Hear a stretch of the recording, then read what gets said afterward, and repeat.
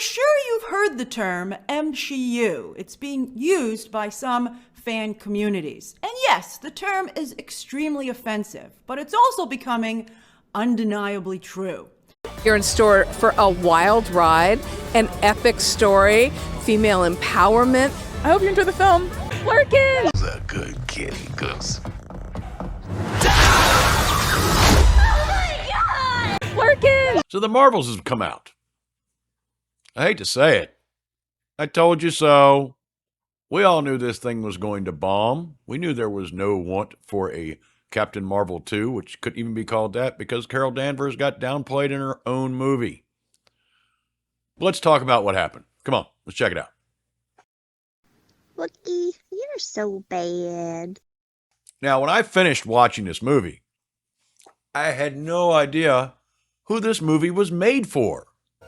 Wait, I'm so confused.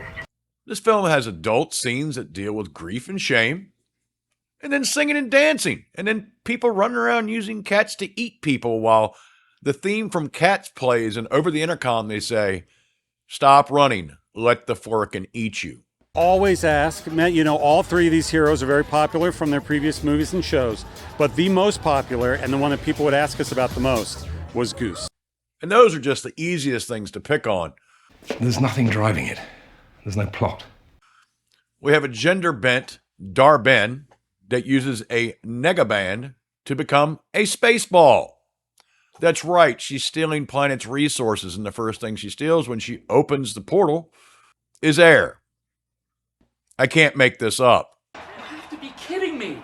Now, is this movie itself complete trash? Yes.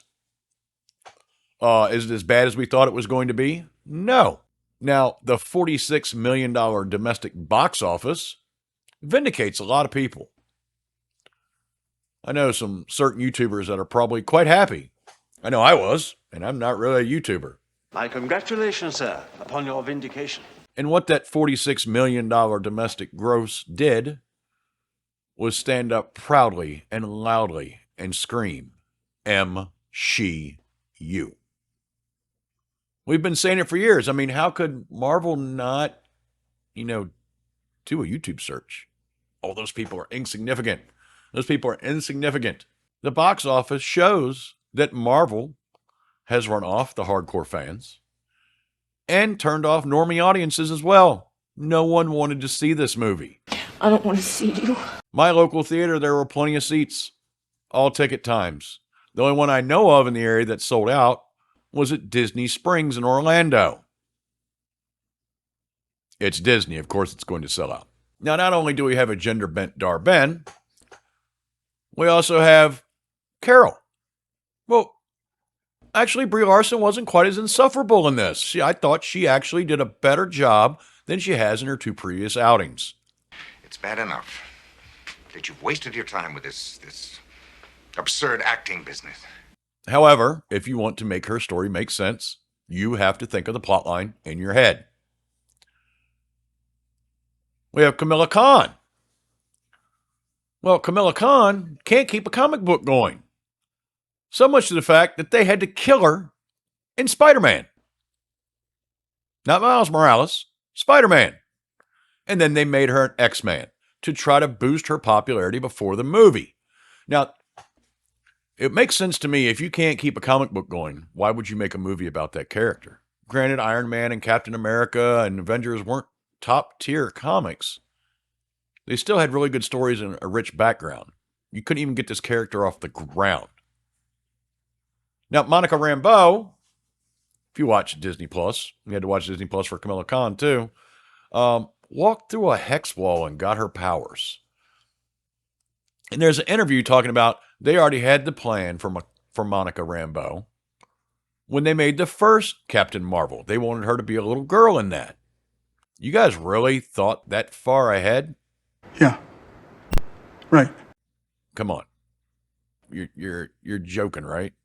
You can't even make a movie that I don't have to sit here and figure everything out in my head and make my own plot line so the movie makes sense to me. So that was the thing about Star Wars. You didn't question what happened in the movie. You know, the fan fiction was about what happened before or what happened after. It wasn't about what happened then because all the facts were laid on the table. Thank you, George Lucas. Thank the maker. And they swear up and down that everybody's obsessed with Flerken. No, we're not. It's like nobody wanted the Porgs to play a major part in the Disney trilogy, did we? It's a little cute thing. It's a gimmick.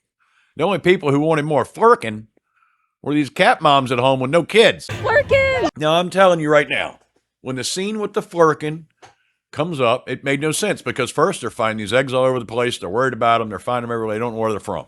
Then all of a sudden, the Flerken are hatching out of it. And Dar-Benn just shows up in the atmosphere of Earth. And all of a sudden, the space station is just falling apart. So there's not enough seats in the escape pods to get everybody off the space station. What is this, the SS Titanic? Open your eyes. I mean, come on. It's completely unbelievable for you to say that you don't have enough escape pods on a space station. Why? It's unbelievable. And then having the Flerkens eat the people so they can put all the cats in the ship and get it off. Dumbest move ever, Feige. You know, something I love about all the Marvel characters and the Avengers in particular is you team up a bunch of people that really have no business being together. I don't know what's wrong with Feige. Maybe his balls are in his wife's purse or something, but he's not getting it done. He's not getting it done at all. People down here are starting to murmur that you don't have the balls to do it. We have the planet where they only speak in song and dance. You get to hear Brie Larson sing.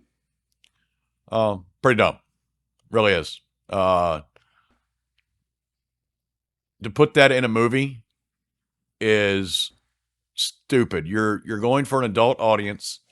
This was not, pointed towards children. If it was pointed towards children, I could see the Flerken and see that this was not pointed towards little kids. This movie has PG-13 rating. A majority of the ticket buying audience are adults. Those are the people that buy the $400 Hot Toys. And I want to see what the merchandising looks like from this. How many landfills is it going to fill? How much oil is going to be used to make your toys that you guys supposedly hate? Now, overall, this story is dumb. There's power swapping. When they use their powers, they change places. There's a whole montage when they figure it out. They're jumping rope and eating apples and doing all this stuff. But then they use their powers and they don't swap.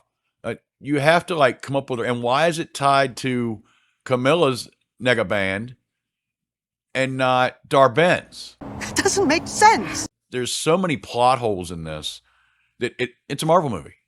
That's what's become a Marvel movie, from Returnals to Mom to Thor: Love and Thunder. Marvel has become a thing of jokes. Marvel has been a joke for a while. They started in Endgame. They were good up until Endgame. But this box office gives me vindication is that I am not crazy. Well, I might be crazy, but I'm not crazy in thinking that this stuff is garbage. You think I'm crazy, don't you? I took a consensus around my place of work. I work mostly with dudes. A couple days before the release, hey, are you going to go see the Marvels? And they're like, what? What is that? They had no idea the movie was even coming out. What are you talking about? There was one person from my work that went to the Orlando screening and said he loved it. He's like, this is the way he described it. It's not that bad. It's a good movie. Well, no, when you say it's not that bad, it's bad. Let go of your member berries. We all get stuck on member berries from time to time. But Captain Marvel has sucked since she was first appeared. The character sucked. Brie Larson sucks. Kevin Feige sucks. Nina DaCosta left this during post-production because that's where Marvel erases all their directors. That's where Sam Raimi went and Mom. And he got wiped out in post-production. But for me to sit here and break down this entire movie hurts my brain. There's too many inconsistencies. We already did it for 2 hours on Stream Sunday. Go check that out. Only Nerds on my live playlist. And the only movie I know that's been through this much hell as this movie was Solo. And guess what? That lost money too. this should be a shining example to Marvel. Hey, at least do your pre-production, write your scripts, get everything straight before you start filming your movie. Now, Captain America has 5 months of reshoots. Wonder why. Because this movie, very obviously, they cut all the woke trash out of it. There's probably 45 minutes of this movie missing. That's one reason why it doesn't make sense. And now they're doing it with Captain America. So I think that's going to be horrible. I mean, it's going to be horrible anyways, because the shield should have gone to Bucky. That was very detrimental to Bucky's storyline, in my opinion. Kind of unraveled a lot of stuff he went through. And I will say, the best thing in this movie, there is one good thing in this movie, is Iman Vellani. I really think her personality is soaked through. She was the only person there that seemed like she was having fun. Kudos to her. Get the hell away from Marvel. I'm going to suck you dry. I think she was great. I think she did an excellent job. She, like I said, oozed personality. You actually felt like she was giddy. She emoted more than anyone else. Lord knows, Dar-Benn, or Zawi, she had like 2 facial movements in the whole thing. She kind of reminds you of the original Captain Marvel with the way she used her face. She had AOC eyes and walked around with a big hammer that she stole from Ronan the Accuser. Like I said, there's a lot of stuff that's kind of weird in this movie. It's all over the place, and I'm all over the place right now because it's such a disaster. But I think, yeah, I think this is not the worst Marvel movie. It will go down in history as the worst Marvel movie. There are some spots in it you see where it could have been possibly salvageable. Every now and then there's a glimpse of a decent movie buried back there somewhere, but they just run right over top of it. But yeah, I solidly give this movie a 4.5 out of 10. Love and Thunder was way worse. Eternals was way worse. Shang-Chi was worse. And the only reason it gets a 4.5 is because they didn't put the message in it. They cut all that out. The feminist stuff's still in there, but they didn't put the message in there. But that's what I got. Have a good one. Let me know what you think down below. Did you enjoy the movie? Did you even go watch the movie? Are you sitting back laughing at this box office just like I am? Let me know what you got. What could be bad? Have a good one.